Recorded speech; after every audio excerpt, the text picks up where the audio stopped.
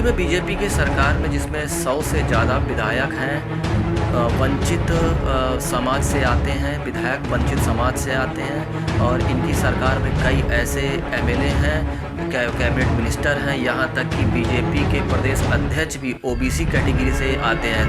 फिर भी प्रदेश स्तर पर दलित और ओबीसी पर जमकर उत्पीड़न हो रहा है।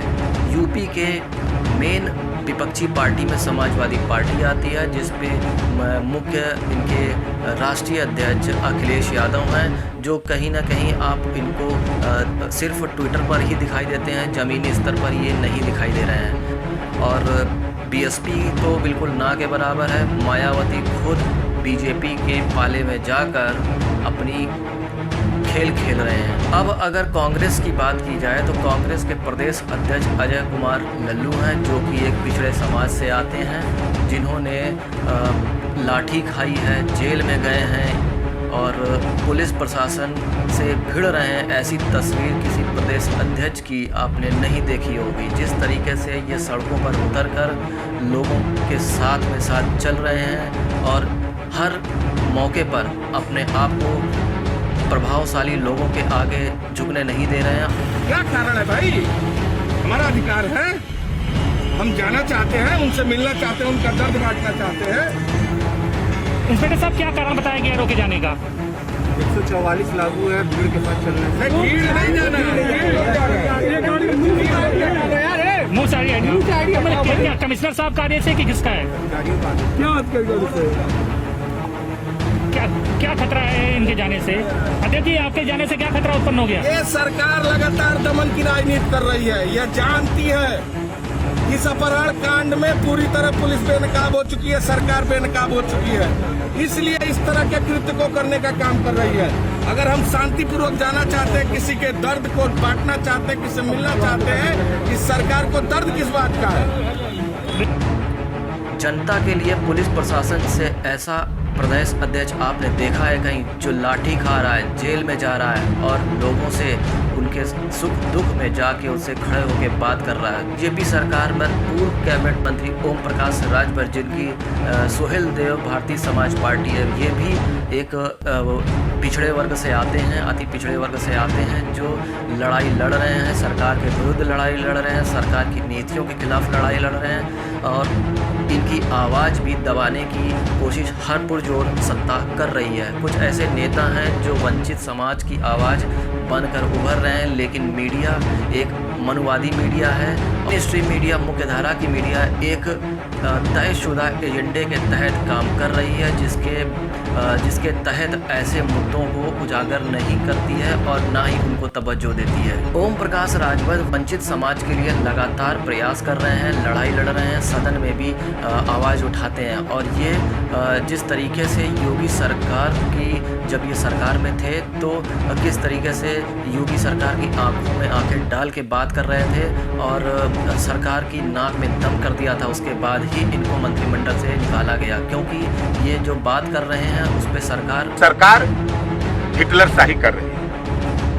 किसी गरीब को चैन से जीने नहीं देना चाहती, पुलिस के बल पे गुंडागर्दी करना चाहती है। वह दुनिया तो डरे, लेकिन ओम प्रकाश राजभर डरने वाला नहीं। राम मंदिर का शिलान्यास होने जा रहा है। देखिए, आज देश में अस्पताल की जरूरत है। पूरे उत्तर प्रदेश में 6 साल में एक भी अस्पताल का उद्घाटन मोदी जी ने नहीं किया, एक भी अस्पताल का उद्घाटन नहीं किया। आज कोविड-19 अगर बीमारी है तो उसके लिए वेंटिलेटर की जरूरत है, उसके लिए पीपीई किट की जरूरत है, उसके लिए मास्क की जरूरत है। आज सड़क पे लोग जा रहे हैं, उनको पकड़ के चालान हो जा रही है। अरे, सरकार में बैठे हुए लोग अगर लायक हो तो 50 रुपए का मास्क देकर के उसको अल्टीमेटम देते कि अगली बार अगर तुम पकड़े गए तब तुम्हारे खिलाफ कार्रवाई होगी, लेकिन ऐसा नहीं। क्योंकि गरीबों इस महामारी में लूट मची है। थाने पर जाओ, 20,000 दो, 25,000 दो तो एफआईआर होगा, नहीं दोगे तो जाओ घूमो, मार खाओ पुलिस का। ये है तानाशाही। अच्छा, ये बकरीद पे नमाज पढ़ने का मामला सामने आ रहा है, क्या इसको? देखिए, बीजेपी भारतीय झूठ पार्टी, ये भारतीय झूठ पार्टी के पास कोई काम नहीं है। एक न एक मुद्दा ही ले आते हैं, फिर ठंडा होता जा रहा है। आप शुरू से इनका देखिए, अगर आप इनको उठा के देखेंगे तो इन्होंने नोटबंदी ले आए, कहा कि हम 50 दिन में आतंकवाद की कमर तोड़ देंगे। 50 दिन हमको दो, नहीं तो चौराहे पर जहां बुलाना हम आ जाएंगे, मोदी जी ने कहा था। 50 दिन तो बीत गया। नोटबंदी से 1,40,00,000 लोगों की नौकरी चली गई। जो रियल एस्टेट का काम था जमीन पे खड़ा हो गया, उसमें मजदूर गरीब सब लोग थे, इन्वॉल्व थे, खत्म कर दिया। जीएसटी ले आए, उसके बाद नोटबंदी में चिल्ली चिल्ला हुआ, तो नोटबंदी नहीं, नोट बदली का धंधा, बीजेपी ने अपना नोट बदलने का धंधा शुरू किया था।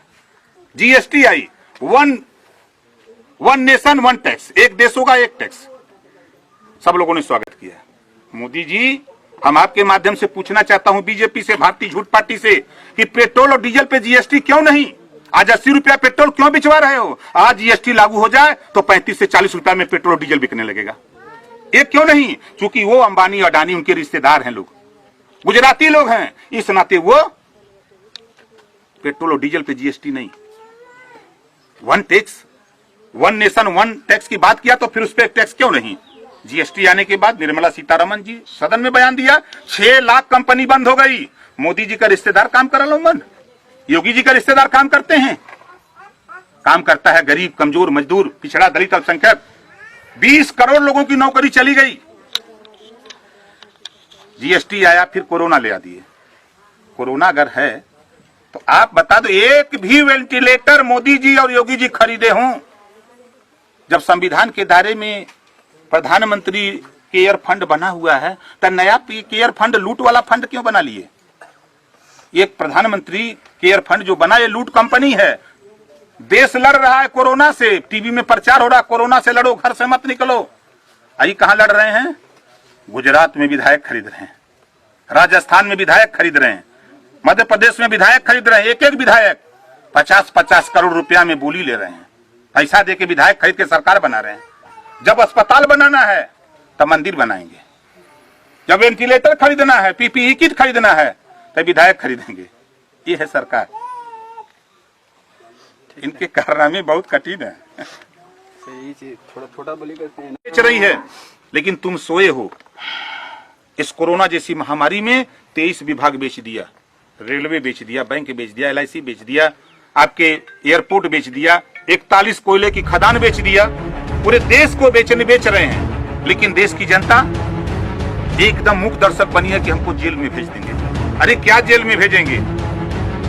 ओम प्रकाश राजभर इसी बात को लेकर परेशान है कि आज देश को जरूरत है शिक्षा की, देश को जरूरत है स्वास्थ्य की, देश को जरूरत है रोजगार की, लेकिन बाहरी बीजेपी 2 करोड़ हर साल रोजगार देने की बात करके आज नोटबंदी और जीएसटी और कोविड-19 तीनों को जोड़ करके 20 करोड़ लोगों की नौकरी छीन ली। 20 करोड़ लोग घर चले आए, 15 लाख देने का वादा और लाके 5 किलो गेहूं का कर दिया। हम 15 लाख देंगे, 5 किलो गेहूं दे रहे हैं। 5 किलो गेहूं में कई दिन खाएगा? 10 दिन, 12 दिन, 18 दिन का खाएगा, फाका मारेगा। इस देश में भ्रष्टाचार अधिकारी बेलगाम है, चाहे वह कोई भी विभाग हो, लूट मची है हर विभाग में। और मुख्यमंत्री उत्तर प्रदेश के 11 कोरोना से निपटने के लिए 11 की टीम बनी है। 10 ब्यूरोक्रेट हैं अकेले मुख्यमंत्री, इनको खुद विश्वास नहीं 2 डिप्टी सीएम पर, 2 डिप्टी सीएम और कैबिनेट की कोई मिनिस्टर को नहीं रखा, और पूरे अधिकारी इनको। आज उसी का खामियाजा जो ये घटना है यहाँ, ये उसी की देन है कि मुख्यमंत्री नहीं, सरकार को ब्यूरोक्रेट चला रहा है। ब्यूरोक्रेट पूरे देश को, प्रदेश को लूट रहा है, अब मुख्यमंत्री को दिखाई नहीं दे रहा। इन्हीं के साथ ही पूर्व कैबिनेट मंत्री मायावती सरकार में कैबिनेट मंत्री रह चुके बाबू सिंह कुशवाहा हैं, जो वंचितों की आवाज़ बनकर उभर रहे हैं, लेकिन एक बड़ा चेहरा ना होने की वजह से मीडिया इनको तवज्जो नहीं दे रहा है। मूलभूत आप समझ सकते हैं कि मीडिया या आपकी मेन मीडिया जो है, मेन स्ट्रीम मीडिया है, वो इनको या इन जो ये लोग काम कर रहे हैं इनको तवज्जो नहीं दिया है, क्योंकि मेन स्ट्रीम मीडिया एक पर्टिकुलर एक एजेंडे के तहत काम कर रही है। हाल में ही प्रतापगढ़ में पटेलों के समुदाय के साथ एक बहुत बड़ी घटना घटी थी, जिसमें कई कई जघन्य अपराध भी वहाँ पे हुए थे, जिसको लेकर ओम प्रकाश राजभर और बाबू सिंह कुशवाहा वहाँ गए थे, पीड़ितों से मिले थे, मुलाकात उन्होंने की थी। तो इसको देख के ऐसा लगता है कि प्रदेश में कई ऐसा संगठन भी है जो लोगों के लिए काम कर रहा है, वंचितों के लिए, लेकिन उसको मेन मीडिया तवज्जो नहीं दे रही है। आप खुद समझ सकते हैं कि जिस तरीके से मेन स्ट्रीम मीडिया काम कर रही है एक तयशुदा एजेंडे के साथ, मैं बार बार कह रहा हूँ तयशुदा एजेंडे के साथ काम कर रही है, जिसको लेकर एक फिक्स एजेंडा रहता है, उसी के तहत ये पूरी तरीके से खबरों को दिखाते हैं और ध्यान भटकाने का शुरुआत से कोशिश चली आ रही है। इसी के साथ में एक और उभरता हुआ चेहरा यूपी की राजनीति में उभरता हुआ चेहरा सामने आ रहा है, जो मायावती के लिए यानी बीएसपी वोट बैंक के लिए एक बहुत बड़ी चुनौती बन रहा है। चंद्रशेखर रावण एक दलितों का एक उभरता हुआ नेता बनकर उभर रहा है, जिसमें मायावती के लिए एक सरदर्द भी बना हुआ है, क्योंकि ये बीएसपी के लिए एक बहुत बड़ी सेंधमारी का काम करने वाले हैं। तो आप अंदाज़ा लगा सकते हैं कि ये सभी नेता एक ज़मीनी स्तर पे काम कर रहे हैं। वंचित, ओबीसी और SC ST और माइनॉरिटी के लिए ये एकजुट होकर चुनाव 2022 में लड़ने वाले हैं, जिसको लेकर एक बड़ी पार्टी एशिया की, दुनिया की सबसे बड़ी पार्टी के लिए एक बहुत बड़ा खतरे की घंटी हो सकती है। साथियों, जय भीम, जय भारत, जय संविधान। बहुजन समाज में जन्मे सभी संतों, गुरुओं, महापुरुषों को नमन करते हुए भारतीय संविधान की सुरक्षा, बहुजन समाज को एकजुट करने के लिए, बहुजन समाज के मान, सम्मान, स्वाभिमान व बहनों के सम्मान की सुरक्षा व अन्याय अत्याचार करने वालों को मुंहतोड़ जवाब देने के लिए हम सब द्वारा बनाए गए संगठन भीम आर्मी भारत एकता मिशन की 5वें स्थापना दिवस पर आप सभी को हार्दिक मंगल कामनाएं। अब लड़ाई आर पार की होने वाली है। जो वंचितों की आवाज़ बनकर उभरेगा वही सत्ता पे राज करेगा, जैसा कि इन लोगों का नारा है, जिसकी जितनी संख्या बारी उसकी उतनी हिस्सेदारी का नारा बुलंद होगा, वही सत्ता पे राज करेगा। ये था आज का खास प्रोग्राम, जिसमें हमने ओबीसी, वंचित समाज और SC ST का एक ऐसा मुद्दा लेकर सामने आया, जिसमें कुछ खास नेता ज़मीनी हकीकत में किस तरीके से काम कर रहे हैं, जिसको मेन स्ट्रीम मीडिया उसको नहीं दिखा रहा है, सिर्फ सोशल मीडिया पर ही उनका अपना प्रचार प्रसार चल रहा है। ये आप बात से लगा सकते हैं कि 2022 का जो चुनाव होने वाला है वो एक बहुत आर पार की लड़ाई होगी। उसमें देखना ये होगा कि किस तरीके से सत्ता जो अपने रंग में रंगी हुई है और नए सगुफे छोड़ रही है, और उसी तरीके से मीडिया उसी के पिछलग्गू बनकर उस चीज़ को कवर करने में लगा हुआ है, और मेन दिक्कतें हैं, उन दिक्कतों को वो उभार के सामने नहीं ला रहा है। जैसे बहुत सी ऐसी चीज़ें हैं। चलिए हम फिर आपसे मुलाकात करेंगे। वीडियो बड़ा हो रहा है और इसको यहीं पर हम क्लोज़ करेंगे। जो लोग हमारे नए लोग आए हैं तो आप हमारे वीडियो को सब्सक्राइब करिए, लाइक करिए और शेयर करिए, कमेंट्स ज़रूर करिएगा। नमस्कार।